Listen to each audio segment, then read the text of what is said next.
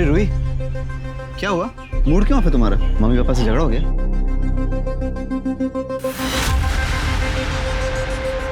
ये क्या है? रूही, तुम जैसा सोच रही हो वैसा कुछ भी नहीं है। ये तो बस दोस्तों के साथ में। यही है ना वो मेडिसिन और इंजेक्शन जिसके लिए तुम्हें मुझसे 10,000 चाहिए थे? मम्मी की बीमारी का झूठ बोल के मैं तुमसे पैसा लूंगा? वो बिल्कुल ठीक है। मेरी अभी उनसे बात हुई और तुम्हें तो मुझे थैंक यू बोलना चाहिए कि मैंने उन्हें ये नहीं बताया कि उनका बेटा लेने के लिए उन्हें हॉस्पिटल तो क्या मौत की कगार तक पहुंचा चुका है। मेरी बात सुनो, मुझे भरोसा करो, मैं ऐसा नहीं हूँ। रूही, मुझे पैसों की बहुत जरूरत है, प्लीज। मनीष मेरा हाथ छोड़ो। मुझे पैसों की बहुत जरूरत है। मनीष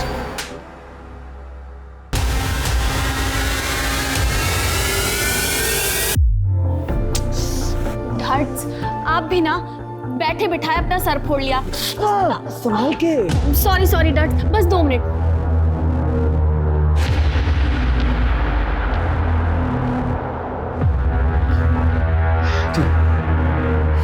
लक्ष्मण, लक्ष्मण,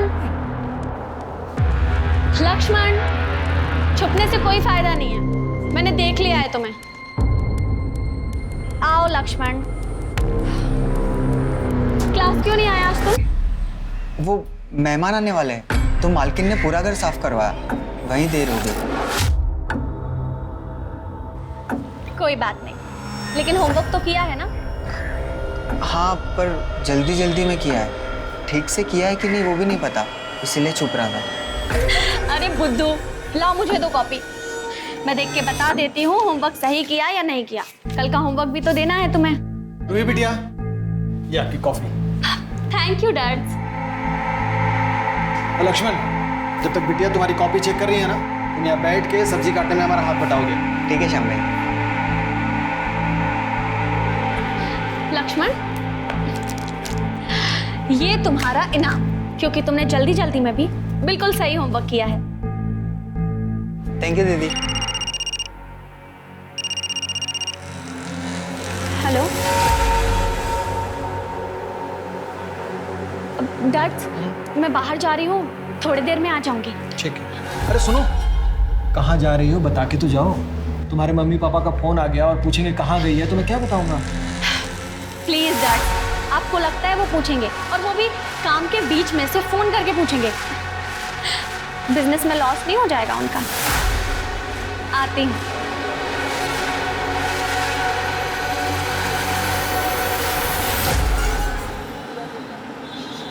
इतने से खांसी थी मम्मी को, कब से बोल रहा था टेस्ट करा लो, टेस्ट करा लो, पर सुनती कहाँ है। आज सुबह खांसी में मुंह से ब्लड आया, हॉस्पिटल लेकर भागा, टेस्ट कराया तो पता चला उन्हें टीबी है, वो भी लास्ट स्टेज। मुझे तो समझ में नहीं आ रहा मैं क्या करूं। एक काम करो, तुम ये रखो और टेंशन मत लो, सब ठीक हो जाएगा। थैंक यू रूही, पर इतने से कुछ नहीं होने वाला, लंबी ट्रीटमेंट चलेगी। अभी ये रखो, फिर हम देखते हैं, मैं कुछ अरेंज कर लूंगी। अभी तुम आंटी के पास जाओ और उनका ख्याल रखो, अपना भी। ठीक है। और सुनो, ये तुम्हारी आंखें इतनी रेड रेड सी क्यों लग रही हैं? तुम ठीक तो हो ना? हाँ, वो रात भर सोया नहीं ना, हॉस्पिटल में था तो थक गया हूँ। मैं चलता हूँ, मुझे लेट हो रहा है हॉस्पिटल के लिए। ठीक है।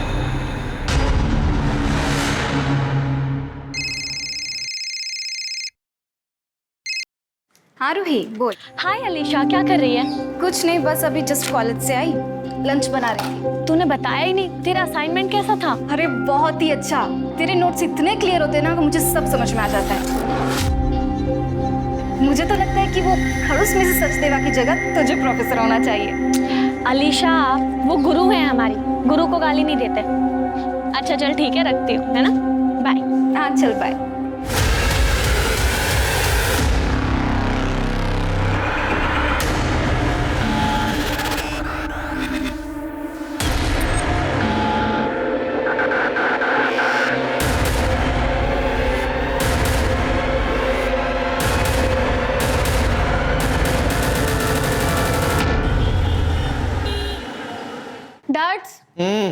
डैड, मॉम डैड का कॉल आया, बताया उन्होंने वो कब तक आएंगे। अरे बिटिया, बार बार एक ही बात पूछने से बात बदल थोड़ी जाएगी हैं? आ जाएंगे जब उनको आना होगा।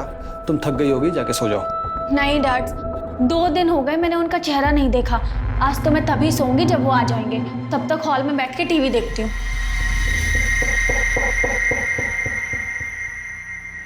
प्रतीश प्लीज, गलती तुम्हारी थी। आज तुम्हारी वजह से ना ये डील गई हमारे हाथ से। Why are you blaming me? बताओ मुझे।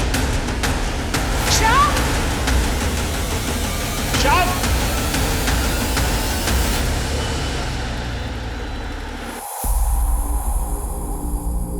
मम्मा, मुझे आपसे कुछ जरूरी बात करनी है। नॉट राइट नाउ रूही, मैं ऑलरेडी लेट हूँ। शाम को बात करते हैं। प्रतीश जल्दी करो, क्लाइंट वेट कर रहा होगा। मैडम, वो डिनर में क्या बनाना है? रूही बता देगी और हम लोग बाहर से खाना खाकर आएंगे। Roohi, your pocket. पर डैड वो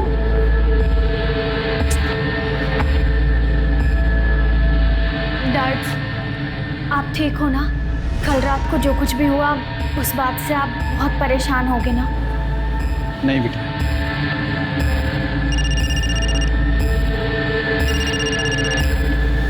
हेलो रूही माँ की हालत बहुत खराब है। कुछ मेडिसिन और इंजेक्शन चाहिए, 10,000 के आएंगे। पता नहीं कहाँ से लाऊंगा मैं इतने पैसे। अब मैं हूं ना, मैं आ रही हूँ।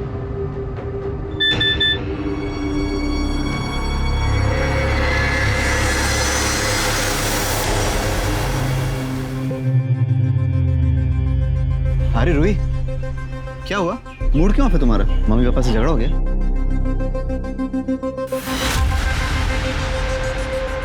ये क्या है? रूही, तुम जैसा सोच रही हो वैसा कुछ भी नहीं है। ये तो बस दोस्तों के साथ में। यही है ना वो मेडिसिन और इंजेक्शन जिसके लिए तुम्हें मुझसे 10,000 चाहिए थे? मम्मी की बीमारी का झूठ बोल के मैं तुमसे पैसा लूंगा? वो बिल्कुल ठीक है।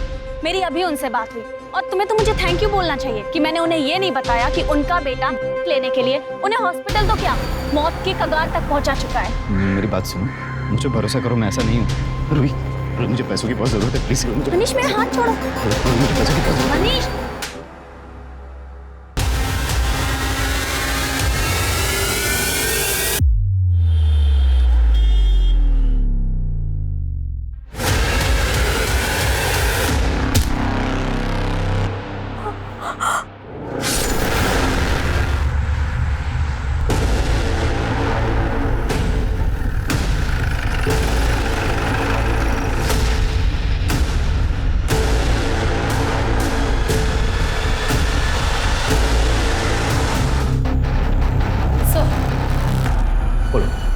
सब बहुत बुरी तरीके से मारा गया है। सर पर चोट के निशान और पेट पर 3 बार चाकू से वार किया गया। सर देखकर तो ऐसा लग रहा है कि रेप हुआ है और वो भी बहुत ब्रूटली। और सर प्राइवेट पार्ट पर बहुत गहरे चोट के निशान।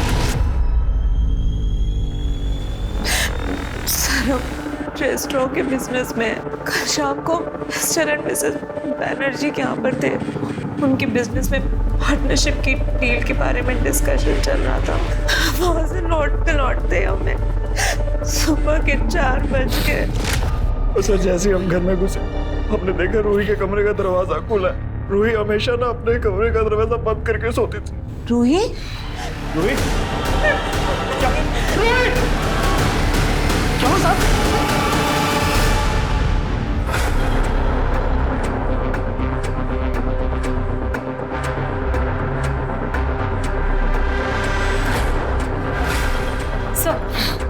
सर किचन में ये फोन पड़ा है। इसे पहचानते हैं? नहीं सर, हम में से किसी का नहीं। ये देखिए, ये कहाँ मिला? इस सर्वेंट के रूम में। ये मारा। और ये सर क्या मारा? मैंने रूही बिटिया को नहीं मारा है साहब। रूही बिटिया बिल्कुल मेरी अपनी बिटिया जैसी थी साहब। ये आपके किचन का चाकू है? और ये फोन किसका है? ये लक्ष्मण का है साहब। कौन लक्ष्मण? यही सामने के बंगले पे वो संधू साहब के यहाँ काम करता है और पास के झुग्गी झोपड़ी में रहता है साहब। रूही बिटिया से फ्री में पढ़ने के लिए आया करता था। दिन में काम करता है इसलिए रात को पढ़ने के लिए आता था वो यहाँ। कल रात को भी वो यही था। रूही बिटिया के कमरे में कंप्यूटर सीख रहा था साहब। और वो घर कब गया था? नहीं मालूम साहब। मैं 11 बजे सो गया था तब वो बिटिया के साथ कमरे में ही था। ये भी तो हो सकता है कि तेरे जाने के बाद उसी ने रूही के साथ जबरदस्ती की हो।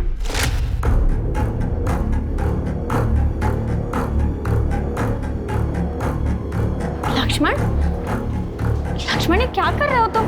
लक्ष्मण, मैंने कहा छोड़ो। अब आप कह रहे हैं तो साहब, लेकिन लक्ष्मण ऐसा लड़का नहीं है साहब। ऐसा लड़का नहीं है तो कैसा लड़का है? हाँ, और अगर उसने नहीं किया है तो तूने किया होगा, क्योंकि मिस्टर और मिसेस टंडन के आने तक तुम दोनों रूही के साथ थे। मेरी बिटिया की तरह थी साहब, मैंने उसे नहीं मारा। इसके फिंगरप्रिंट्स लो और चाकू से मैच करने के लिए फोरेंसिक भेजो। उस लक्ष्मण को उठाओ और इसको मर्डर के सस्पेशन में अंदर करो।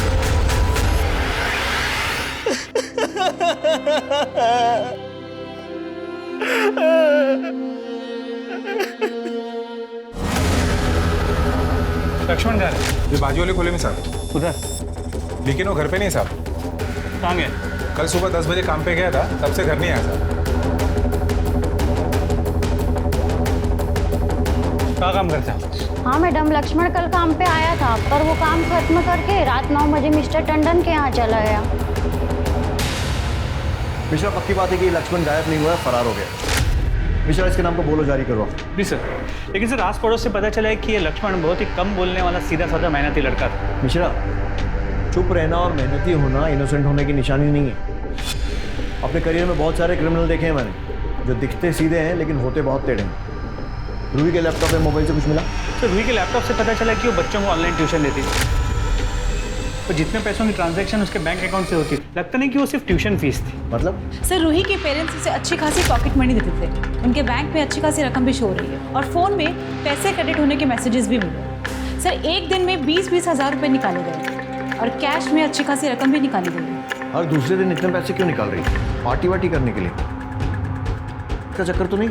सर रूही को नहीं, लेकिन मैसेजेस से पता चला कि उसके बॉयफ्रेंड मनीष किलर पैसों की कमी है या माँ हॉस्पिटल में है, ऐसे झूठ बोल के रूही से पैसे लिया करता है। जब रूही को इस बारे में पता चला, उसने ब्रेक ऑफ कर लिया और उसे पैसे देने भी बंद कर दिए। लेकिन सर मनीष फिर भी रूही से पैसे ऐंठने की पूरी कोशिश करता था। और ये सारी इन्फॉर्मेशन होने के बावजूद मनीष अब तक पूछताछ के लिए हमारे लॉकअप में क्यों नहीं है? सर एक्चुअली जिस रात रूही का मर्डर हुआ, उसी रात मनीष के ओवरडोज के लिए हॉस्पिटल में एडमिट किया गया। उसके कॉल रिकॉर्ड से मोबाइल लोकेशन मंगा ली। मनीष से मिलते हैं और देखते हैं ये क्या बोलता है। शायद रिकॉर्ड की ज़रूरत ही ना पड़े। नहीं सर, मैंने रूही को नहीं मारा। मैं तो उसे प्यार करता था। हमें मानने के लिए मैं उससे पैसे लेता था, लेकिन उसे मारने का कभी सोच भी नहीं सकता। एक्चुअली उस दिन मैं उसे बहुत मिस कर रहा था, इसीलिए मैंने ओवरडोज ले लिया। सच ये है कि तू रूही के घर गया, उसका रेप किया और उसके बाद उसे मार दिया और अपने घर वापस आकर अपना बदला पूरा होने की खुशी में ओवरडोज ले लिया। नहीं सर, मम्मी की कसम सर, इस बार मैं सच बोल रहा हूँ। ना मैं उसके घर गया, ना मैंने उसे मारा है सर। वो हम पता लगा ही लेंगे। उसको यहाँ रिहैब सेंटर में कस्टडी में रखो।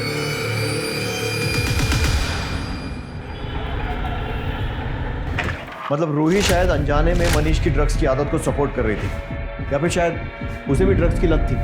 सर पूछताछ तो ऐसा कुछ समझ में नहीं आया। रूही के फ्रेंड्स, प्रोफेसर या रिलेटिव्स, उनका यही कहना है कि बहुत ही अच्छी लड़की थी। उसका इंटरेस्ट सिर्फ पढ़ाई और सोशल सर्विस में था। जी सर, और पोस्टमार्टम रिपोर्ट से भी यही कंफर्म हुआ है कि रूही नहीं लेती थी। और ये भी पता चला कि उसके साथ रेप नहीं हुआ था, जैसे हमें क्राइम सीन पे लगा, क्योंकि उसके प्राइवेट पार्ट्स को डिस्ट्रॉय किया गया। सर उसके बॉडी पे, कपड़ों पे, बेडशीट पे कहीं भी कोई सीमेंट ट्रेसेस या कोई लुब्रिकेंट के सैंपल्स नहीं मिले। सर उसकी मौत 10 फरवरी की रात 11 से 2 के बीच हुई और मौत की वजह चाकू से वार। सर, टंडन फैमिली के पड़ोसी संदीप जैन आपसे मिलना चाहते हैं।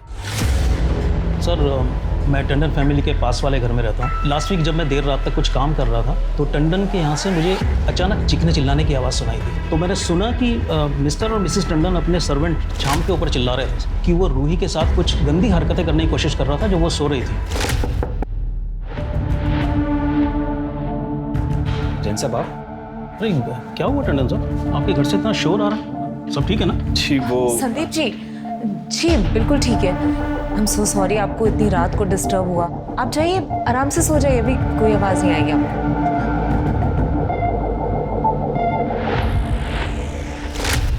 आपने सिर्फ सुना था या आपको भी लगता है कि ऐसा कुछ हो सकता है? सर मैं कुछ बोल नहीं सकता, पर जो एक नौकर और मालिक के बीच में फ़र्क होना चाहिए वो मुझे रूही और शाम के बीच में कभी दिखाई नहीं। इनफैक्ट रूही शाम से कुछ ज़्यादा ही फ्रैंक थी। मिस्टर और मिसेस टंडन दोनों बहुत मनी माइंडेड है, पैसे के पीछे भागने वाले, लेट नाइट पार्टीज करने वाले और भी जाने क्या क्या बकवास। बकवास मतलब? साफ साफ बताइए। सर मैंने बहुत गलत बातें सुनी हैं उनके बारे में कि वो अपने बिजनेस को बढ़ाने के लिए कुछ भी करने के लिए तैयार है। एग्जैक्टली पता नहीं, लेकिन आई थिंक उस दिन भी वो ऐसी किसी पार्टी में थे।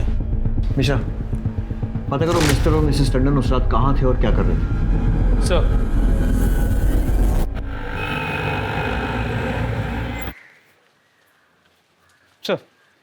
सर जिस रात रूही का मर्डर हुआ उस रात mister and Mrs Tandon Pramila और प्रकाश बैनर्जी के घर पे, और वहाँ वाइफ स्वैपिंग जैसे कुछ होने वाला था।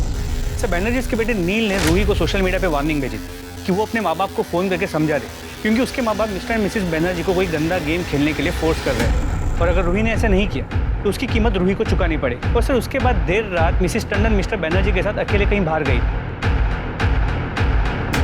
मैंने बताया ना आपको इंस्पेक्टर की बिजनेस मीटिंग थी। मीटिंग घर पे, और वो भी इतना लेट नाइट तक। हमने बताया आपको कि हमारा रेस्टोरेंट का बिजनेस है और मिस्टर एंड मिसेस बैनर्जी हमसे सिर्फ उसी सिलसिले में मिले थे। उनका बिजनेस लॉस में जा रहा था और वो चाहते थे कि वो हमारे साथ पार्टनरशिप में डील करें, जिसके लिए मिस्टर टंडन को मिसेस बैनर्जी के साथ घर में रुकना पड़ा अकेले, और आपको मिस्टर बैनर्जी के साथ अकेले बाहर जाना पड़ा। Mind your language inspector. उनके घर में वाइन खत्म हो गई थी, इसलिए मैं मिस्टर बैनर्जी के साथ वाइन लेने गई थी। और आप ये फालतू के सवाल क्यों पूछ रहे हैं? क्या आपने ये पता लगाया कि शाम के रूम में वो चाकू कहाँ से आया? ये पता लगाया कि मेरी बेटी का मर्डर किसने किया? वो सब भी पता चल जाएगा। हमें अपना काम सिखाने की कोशिश मत कीजिए। पता चल जाएगा मतलब? मैं आपको बोल रही हूँ ना, शाम नहीं मारा है रूही को। मैंने कुछ दिन पहले भी नोटिस किया था। शाम मेरी बेटी को मॉलेस्ट करने की कोशिश कर रहा था और हमने रंगे हाथों पकड़ा था उसको। क्या कर रहे थे तुम? हाँ, तुम्हारी हिम्मत कैसे हुई रूही के पास जाने की? नहीं मालकिन, आप गलत समझ रही हैं। बिटिया टीवी देखते हुए हॉल में सो गई थी तो हम उनको लाके यहाँ सुला रहे थे। हमने अपनी आंखों से देखा है कि तुम क्या कर रहे थे। वो सो रही थी और तुम उसका फायदा उठाने की कोशिश कर रहे थे। नहीं साहब, नहीं। मॉम डैड, ये क्या कर रहे हैं आप लोग? डैड्स पे इतने घटिया इल्जाम कैसे लगा सकती हैं आप? हमें कुछ नहीं पता है रूही। हमने अपनी आंखों से देखा है कि क्या करने की कोशिश कर रहा था। नहीं मैडम, हमने ऐसा कुछ नहीं किया। नहीं मॉम। सर शोर सुनकर मिस्टर जैन आधी रात को हमारे घर आ गए, तो जैसे तैसे हमने उन्हें सॉरी बोलकर वापस घर भेज दिया। उस रात मुझे शाम पर बहुत गुस्सा आ रहा था। मैं उसे आधी रात को घर से बाहर निकाल देता, लेकिन रूही ने मेरी एक बात नहीं सुनी। रूही ये मानने को तैयार नहीं थी कि शाम ऐसा कर सकता है। एक्चुअली पता है, किसी की गलती नहीं है, गलती हमारी। ऐसे छोटे लोगों के साथ हमने हमारी बेटी को मिलने दिया। आई एम श्योर सर, ये लक्ष्मण है ना, ये मेरी बेटी के मर्डर में इन्वॉल्व है, इसीलिए वो गायब है। आप प्लीज उसे ढूंढिए, मेरी बेटी को इंसाफ दिला दीजिए।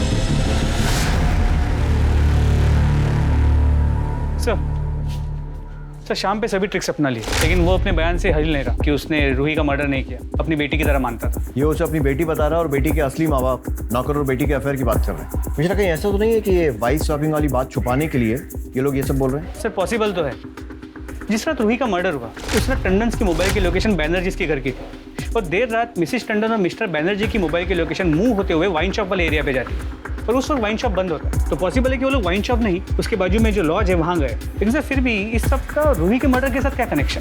शायद हो भी सकता है नील ने रूही को वार्निंग दी थी कि अपने माँ बाप को रोक ले वरना कोई कीमत चुकानी पड़ेगी। शायद यही वो कीमत है। सर नील की मोबाइल लोकेशंस आ गई। उसके मुताबिक मर्डर वाली रात 11 बजे नील रूही के घर के पास ही था। तूने रूही को वार्निंग दी थी ना कि अपने माँ बाप को रोक ले, नहीं तो उन्हें कीमत चुकानी पड़ेगी। उसने ऐसा नहीं किया और तूने उसका मर्डर कर दिया। नहीं सर, आप क्या बात कर रहे हो? मैंने उसको मैसेज जरूर किया था पर उसका मर्डर नहीं किया। मोबाइल लोकेशन में साफ दिख रहा है कि तू उसके घर गया था। अब अगर मारने नहीं गया था तो फिर और क्यों गया था? सर मैं वहाँ पे उससे सिर्फ बात करने गया था, और मैं जैसे उसके घर पे पहुंचा मुझे मॉम का फोन है, और मुझे मॉम ने बोला कि बेटा तू जैसा समझ रहा है वैसा कुछ भी नहीं है। मैं वहाँ से चुपचाप अपने घर आ गया था सर। जैसा ये सोच रहा है वैसा नहीं था, तो फिर कैसा था? सर हमारा रेस्टोरेंट का बिजनेस लॉस में चल रहा था, और जब बिजनेस बढ़ाने के लिए मिस्टर एंड मिसेस टंडन ने हमें पार्टनरशिप का प्रपोजल दिया, हम लोगों ने इंटरेस्ट लिया, लेकिन बाद में वो हमारा माइंड वॉश करने लग गए वाइफ स्वैपिंग के लिए। और फिर सर उसके बाद तो लिटरली उन्होंने हमें मनाना शुरू कर दिया वाइफ्स की अदला बदली के लिए। और एक दिन तो हद होगी जब मिसेस टंडन मुझे वाइन के बहाने बाहर ले गई। और सर यहाँ प्रतीश मेरे साथ गलत हरकत करने की कोशिश कर रहा था। प्रमिला जी, मैं आपको कुछ दिखाना चाहता था। बिल्कुल दिखाइए। क्या है कि हम अपना रेस्टोरेंट कैसे चलाएंगे।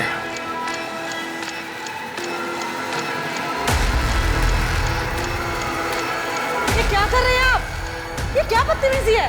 और जब मैंने उन्हें कहा कि अगर वो इस तरह से रेस्टोरेंट चलाना चाहते हैं तो हम अपना रेस्टोरेंट बंद रखना ज़्यादा पसंद करेंगे, और जब हमने उनकी शर्तें नहीं मानी तो वो दोनों अपना मूड खराब करके तकरीबन सुबह 4 बजे तक हमारे घर से चले गए। आप रूही के केस में इन्वेस्टिगेशन कर रहे हैं या फिर हमें बदनाम करने की कोशिश? इतना घटिया वाइफ शॉपिंग का इल्जाम। ये इल्जाम हमने नहीं, मिस्टर एंड मिसेस बैनर्जी ने लगाया आप दोनों पे। अगर उन्होंने भी लगाया ना तो भी हम इसे मानने से डिनाई करते हैं। कहा था ना मैंने आपसे कि ये कपल भरोसे के लायक नहीं है। कैसा भरोसा? पार्टनरशिप में परसेंटेज को लेकर हर वक्त नई बात रखते थे। मैंने कहा था प्रतीश से कि पैसा लगाने से पहले सब कुछ कंफर्म कर लो, लेकिन इन्होंने मेरी एक बात नहीं मानी। और अब जब इतना पैसा लगा चुके हम तो वो इस डील को कैंसिल करने के बहाने ढूंढने के लिए हम पर ये इतना घटिया वाइफ शॉपिंग का इल्जाम लगा रहे हैं। सर, आपके कॉल रिकॉर्ड्स में एक नंबर मिला है जिससे अक्सर आपकी बातें होती हैं। किसका नंबर है? ये तो हमारे बेटे जय का नंबर है। कहाँ है? बुलाइए उसे। अब सर वो एक्चुअली यहाँ नहीं रहता है, वो नोएडा में हॉस्टल में रहता है। वो उसका कॉलेज एक्चुअली वहाँ से पास है, इसलिए। यानी वो घर आता ही नहीं? नहीं, इतना कुछ हो गया और दिखाई नहीं दिया? नहीं सर, वो उसके एग्जाम्स चल रहे हैं इसलिए। और अभी वो रूही के क्रिमेशन पर आया था, फिर चला गया। उसके हॉस्टल का एड्रेस दीजिए। तुम्हें नहीं लगता ऐसे टाइम में तुम्हें अपने माँ बाप के साथ होना चाहिए? सर, मैंने मॉम को बोला था, लेकिन उन्होंने कहा कि एग्जाम के टाइम तुम्हें डिस्टर्ब होगा वहां पे, इसलिए तुम वहीं रुक जाओ। वैसे नोएडा इतना दूर नहीं है दिल्ली से कि एग्जाम देने नहीं जा सकते। क्या 10 तारीख को रात को 11 से 2 के बीच में कहाँ थे? हॉस्टल में अपने रूम में था, पढ़ाई कर रहा था। कोई और है जो तुम्हारी इस बात को कंफर्म कर सके? हाँ सर, हमारे हॉस्टल के जो वार्डन है बलविंदर सिंह, आप उनसे पूछताछ कर सकते हैं सर। मिश्रा, अर्जेंट बेसिस पर इस जगह के कॉल लोकेशन और मोबाइल रिकॉर्ड निकलवाओ। जी सर, लेकिन सर मुझे अब भी लगता है कि ये मर्डर मिस्टर मिसेस टंडन या फिर शाम ने लक्ष्मण के साथ मिलकर किया। चल शुरू हो जा, बोलना। आपको जितना मारना है मार लो साहब, पर फिर भी मैं वही कहूँगा कि मैंने रूही बिटिया के साथ कुछ भी नहीं किया है। 17 साल मैंने उसको पाल पोस कर बड़ा किया है। प्यार से मुझे डैड्स कह के बुलाती थी। डैड्स?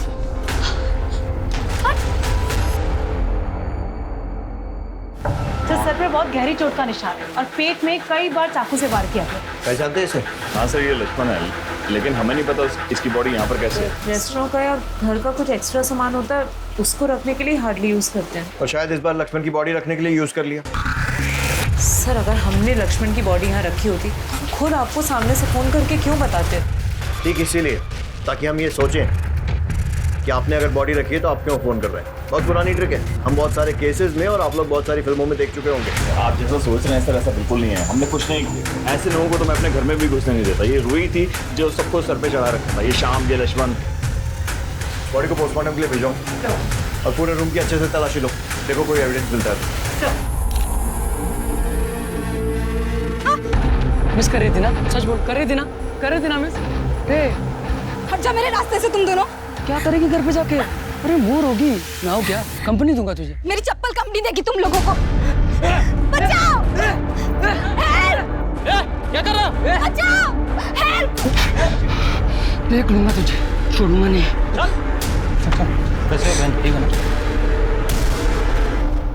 लक्ष्मण, जो कि रूही के मर्डर का सस्पेक्ट था, उसकी बॉडी रूही के ही घर के एक स्टोर रूम से मिलती है। अब सवाल यह है कि तुम मारा किसने? शायद शाम ने, क्योंकि लक्ष्मण ने शाम को रूही का रेप और मर्डर करते हुए देख लिया। लेकिन सर, शाम को लक्ष्मण की बॉडी स्टोर रूम में रखने की क्या जरूरत थी? ताकि शक मिस्टर और मिसेस टंडन पर आ जाए। लेकिन एक और पॉसिबिलिटी, शायद मिस्टर एंड मिसेस टंडन ने ही लक्ष्मण को मारा। नील के मैसेजेस से रूही को पता चल गया था कि उसके माँ बाप पार्टी और बिजनेस के लिए क्या क्या करते हैं। हो सकता है कि उस रात जब वो घर पहुंचे हों, रूही ने उन्हें वो मैसेजेस दिखाए हों, कन्फ्रंट किया।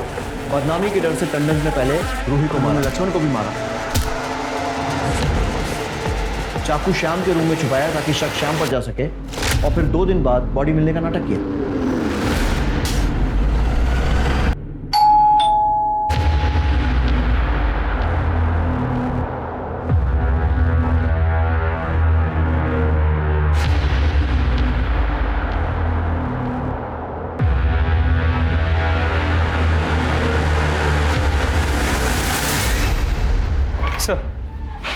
सर मनीष ने हमसे झूठ कहा था। जिस रात रूही का मर्डर हुआ उस रात मनीष के मोबाइल की लोकेशन रात 11 से 11:30 के बीच रूही के घर के पास की थी।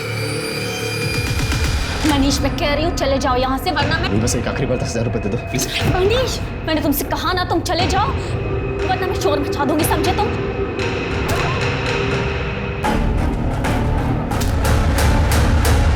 और उसके बाद तूने रूही के घर से स्टोर रूम की चाबी चुराई, लक्ष्मण की बॉडी छुपाई, चाबी वहीं रखकर अपने घर आ गया, है ना?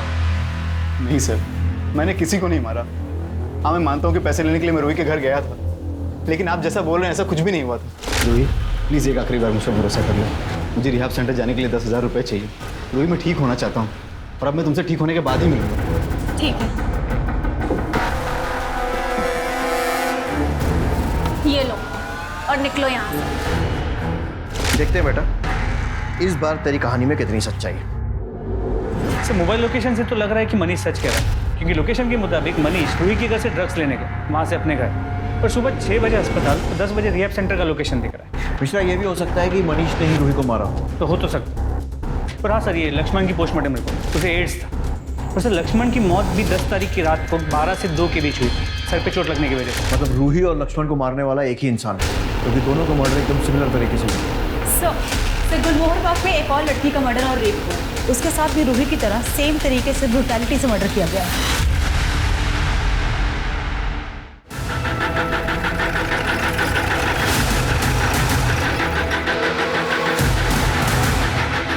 चेक करो।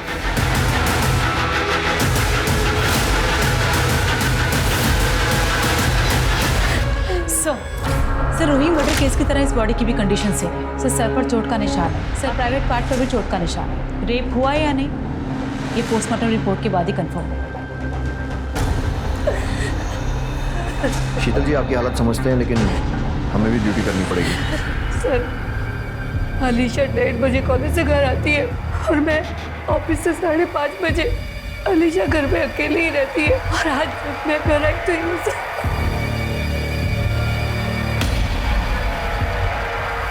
सर सोफे के नीचे चाकू मिला। चाकू को फॉरेंसिक जांच के लिए भेजो और बॉडी को पोस्टमार्टम के लिए। आपको किसी पर शक है?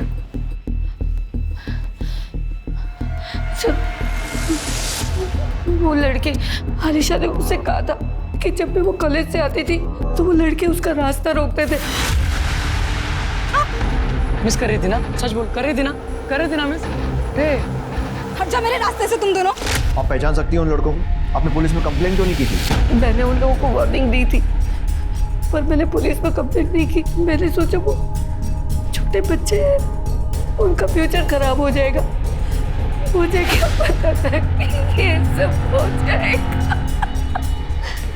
इन सब लड़कों की डिटेल्स लो और उठा सालों को। सर हम लोग तो सिर्फ मजाक कर रहे थे उसके साथ, मैं सच कह रहा हूँ। हमने नहीं मारा अलीशा को सर। सर आपको कोई गलतफहमी हुई है, हमारे बच्चे ऐसे नहीं है सर। गलतफहमी मुझे नहीं आपको हो रही है। आपके बच्चे इतने दिन से एक लड़की को छेड़ रहे थे, आपको पता भी नहीं है। उसी लड़की का मर्डर हुआ है और रेप भी हुआ था। अब 2+2 कुछ समझ में आ रहा है या अभी भी इनकी सफाई देनी है? और तू आखिरी मौका है सच बोलने का, बोल दे, क्योंकि अगर मैंने सच उगलवाना शुरू किया ना तो तेरा बाप क्या भगवान भी नहीं बचा पाएंगे तुझको। बोल। सर वो अलीशा मुझे बहुत अच्छी लगती थी और ये बात इसे बताते इसलिए ये उसे जानबूझकर चिढ़ाया करता था, लेकिन मैं सच कह रहा हूँ मैंने कभी उसे कुछ नहीं कहा। ये बात सही है कि मुझे पता था दिन भर वो अकेली रहती है रूम में, इसलिए मैं जाता था और उसे चुपके देखता था सर। और कल उसने तुझे देख लिया, तुझे धमकी दी, तुझे गुस्सा आया, तूने उसका रेप किया और मर्डर कर दिया, है ना? नहीं सर, मैंने नहीं मारा अलीशा को और कल तो मैं उसके घर की तरफ गया ही नहीं। इनको बाहर लेकर चलो, इनकी स्टोरी क्रॉस चेक करो। चल बेटा। अरे आप जबरदस्ती इनकी सफाई देने के बजाय अगर टाइम पर इन्हें संस्कार दिए होते ना तो ये नौबत नहीं आती। सर हमने कॉलेज के स्टाफ और वहाँ के CCTV फुटेज से कंफर्म किया, अर्जुन और उसका दोस्त सच कह रहे हैं। शाम 5 बजे तक वो लोग कॉलेज में ही थे। अलीशा के घर के पास का CCTV फुटेज मिल गया। सर इसने जानबूझकर फेस पर कपड़ा और सर पर कैप पहनी हुई है। सर किसी भी तरीके से इसका चेहरा पहचानना इम्पॉसिबल है। एक मिनट, रिवाइंड कर, प्ले, पॉज, जूम करो, शूज पे। ये शूज़ मैंने पिछले 4-5 दिनों में कहीं देखे हैं। कहीं पर रखे हुए देखे हैं या फिर किसी ने पहने हुए थे। मिश्रा, यादव, रूही और अलीशा के मर्डर के जितने भी सस्पेक्ट्स हैं उनके घरों की फिर से तलाशी लेनी होगी, लेकिन याद रहे कि उन्हें पता नहीं लगना चाहिए कि हम ढूंढ क्या रहे हैं।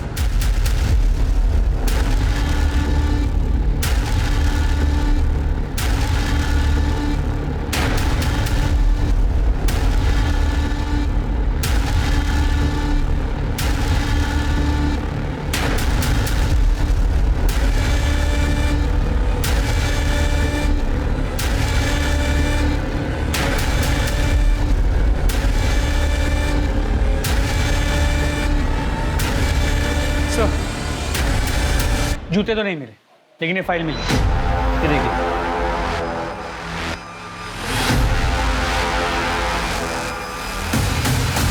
तेरे मोबाइल रिकॉर्ड से साफ है कि जब रूही का मर्डर हुआ था तेरी लोकेशन घर पे थी, और जब अलीशा का मर्डर हुआ तो तेरी लोकेशन उसके घर पे थी। बाकी सीसीटीवी फुटेज तुझे दिखाई दिया है। चल अब शुरू हो जा, पता क्यों किया ये सब? हाँ, मुझे प्राइवेट पार्ट में इन्फेक्शन था। डॉक्टर ने कहा था कैस्ट्रेशन कराना पड़ेगा और मेरा प्राइवेट पार्ट काटना पड़ा सर। इसीलिए पुनीता और मेरा कभी नहीं हो पाया सर। लेकिन ये बात मैंने पुनीता को कहीं बताई नहीं थी सर। मुझे हमेशा से लगता था कि वो मेरा मजाक ही उड़ाएगी, और फिर मुझे के बारे में पता चला सर। लक्ष्मण को देखा तो पता चला कि वो भी मेरी ही तरह है, और तब हमारा अफेयर शुरू हो गया था सर। स्टोर रूम की एक्स्ट्रा चाबी हमेशा मेरे पास रहती थी सर। तो सर हॉस्टल से निकलने के बाद मैं हमेशा लक्ष्मण के साथ स्टोर रूम में ही बैठता था सर। सर मुझे पता था कि वहाँ कभी कोई नॉर्मली आता नहीं है, और उस रात लक्ष्मण ने मुझे कॉल करके घर पे बुलाया सर। हम स्टोर रूम में ही मिले थे। ये देख मेरी मेडिकल रिपोर्ट, इसमें लिखा है मुझे एड्स है। तेरे सिवाय मैंने किसी के साथ भी नहीं किया है। तूने जानबूझ के बीमारी मुझे दी है, जानबूझ के। तुझे पता था तुझे एड्स है, तुझे पता था। मेरे साथ प्यार करने का नाटक किया तूने। अब मैं तुझे नहीं छोड़ूंगा। तेरे बारे में सबको बताऊंगा मैं, सबको, मम्मी को, पापा को, सबको, पुलिस तक को बता दूंगा। तू याद रखना। लक्ष्मण सुन यार, तू ऐसे सबको जाके बता देगा तो मेरी असलियत सबके सामने आ जाएगी यार, प्लीज। तेरी सच्चाई छुपाने के लिए मैं मर जाऊं क्या? तू जो है यार। मेरा दिमाग खराब हो गया था सर। पता नहीं रॉड से खून साफ करने के लिए मैं क्यों घर पे चला गया।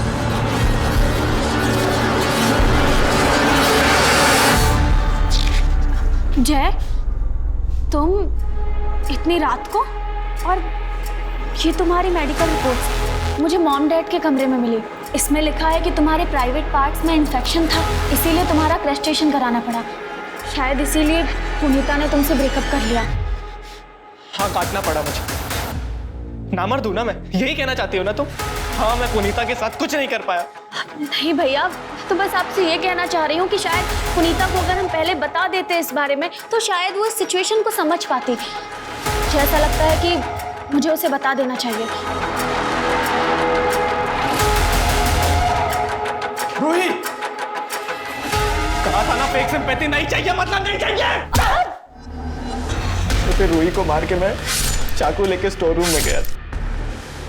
वहाँ लक्ष्मण को स्टैब करने के बाद मैं वो चाकू लेकर के शाम के रूम में रखाया था ताकि सारा का सारा शक शाम पर जाए। हॉस्टल के रास्ते में मैंने रॉड फेंक दी और अपने रूम में मेडिकल रिपोर्ट छुपा दी थी सर। और अलीशा, उसको क्यों मारा?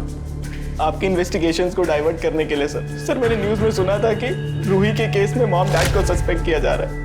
सर सिर्फ मॉम डैड है जो मुझे अच्छे से समझते हैं। सर मुझे लगा वो फंस जाएंगे, वो मैं उन्हें खोना नहीं चाहता था सर। मुझे पता था अलीशा दोपहर में अकेले घर पे रहती है, इसीलिए मैं जानबूझकर मुंह छुपा कर गया था ताकि कोई पहचान ना सके।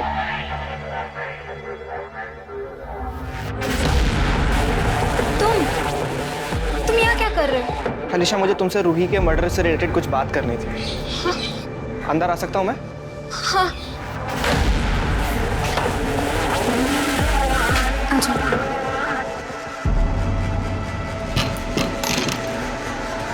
हाँ, क्या बोल रहे थे? अलीशा, मुझे पता है रूही का मर्डर किसने किया है। किसने किया है? मैंने। हाँ? सर मैंने जानबूझकर अलीशा को रूही की तरह मारा था ताकि इन्वेस्टिगेशन में ऐसा लगे कि किसी सीरियल किलर का काम। और इसके बाद भी अगर मेरे मॉम डैड को सस्पेक्ट रखा जाता तो मैं किसी तीसरी लड़की को भी मार देता सर, लेकिन मेरे पास कोई और ऑप्शन नहीं था सर। रूही से बात करने का ऑप्शन था तेरे पास। जो लड़की गरीब और मजबूर लोगों की बात समझ के उनकी हेल्प करती थी, वो अपने भाई की बात नहीं समझ सकती थी। पर तेरे सर पर तो सनक सवार था। सिर्फ रूही नहीं, अलीशा, लक्ष्मण सबको मार दिया। इसलिए ताकि माँ बाप को खोना ना पड़े। और अब तेरे माँ बाप ने तुझे हमेशा के लिए खो दिया।